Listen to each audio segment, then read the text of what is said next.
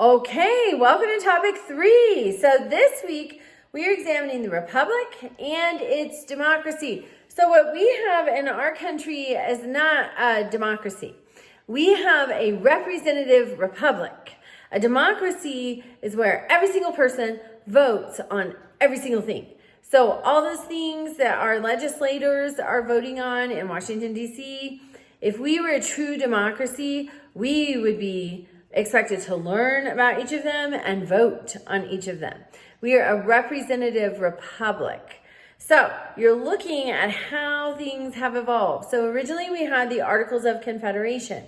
The states were really strong.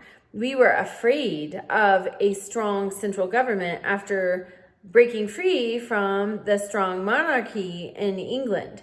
So because of that fear, we created the Articles of Confederation that gave just a really loose hold on the united part. Everybody was really just still individual states.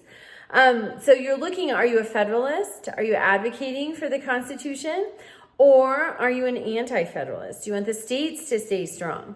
Something that always strikes me so much in the ratification debate for the Constitution, because originally we had the Articles of Confederation that were governing. We saw, hey, this is not working. If we're going to stay together, we've got to have a new system of governance. So they got together in May of 1787 and they worked till September, creating the new Constitution that has endured for more than 200 years. So obviously it is a brilliant document. So they get together and now they need 9 states to ratify it. And not everybody wanted to ratify it because there was this faction, this debate between the Federalists who wanted it ratified, wanted a strong central government, and the Anti-Federalists who were afraid of a strong central government. So one thing that always strikes me is the honor system that they lived by and trusted in, because some states agreed to ratify the Constitution just on the promise that a Bill of Rights would be added. That's it, a promise. Think about your life. How many promises have you broken? How many promises that have been made to you has someone else broken? We don't really keep our word anymore. But imagine ratifying a governing document for your state, your nation, the whole future of your well-being, your ability to produce an income, your ability to be safe, your ability to enjoy liberty. That's what was hanging in the balance in this ratification debate.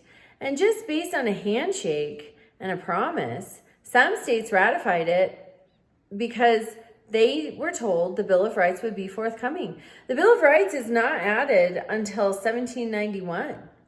There was no contract mandating that other than everybody's integrity. That is a different time. And that's important to notice. Sometimes when we study history, we just want to learn the dates, the names, the places, pass the test, get on with it. There are important lessons from history about character that we might be well served to notice. So that's my plug for that debate. Then we see the 13th, 14th, and 15th Amendments. This is where the character went out the window, because the 13th Amendment ended slavery nationwide. That was necessary because the Emancipation Proclamation only ended it in the rebel states. So we have the 13th Amendment. That goes in pretty much right away. Then we have the 14th Amendment, equal protection under the law, no more discrimination. And we see horrible abuses going on with government actors, state actors, local actors interfering with voting, discriminatory voting practices. And we see this practice of segregation that our own Supreme Court upholds in Plessy versus Ferguson in 1896. So no longer is integrity at the helm. And so we see government actors that really we place in a position of trust, acting not in accordance with their role always. And a good example of that is the Plessy versus Ferguson case, where the Supreme Court, entrusted by the Constitution with interpreting the Constitution and the 14th Amendment. They circumvent and pervert the 14th Amendment to create separate but equal, which we all know separate is not equal. So it took a while. It took into almost 100 years until the Civil Rights Act of 1964 and the Voting Rights Act of 1965 before we really see these Civil War amendments, the 14th and 15th Amendments, a reality in people's lives. So notice that. All this integrity up front regarding the Bill of Rights in 1789 to 1791. Then by the end of the 1800s, integrity is out the window and we're creating separate but equal. Notice that. Notice trends. Character comes and goes, in and out of style. But for us, I hope it is always in style. All right. You also have your Evolution of Democracy assignment, a quiz, and participation. Reach out with questions and have a great week.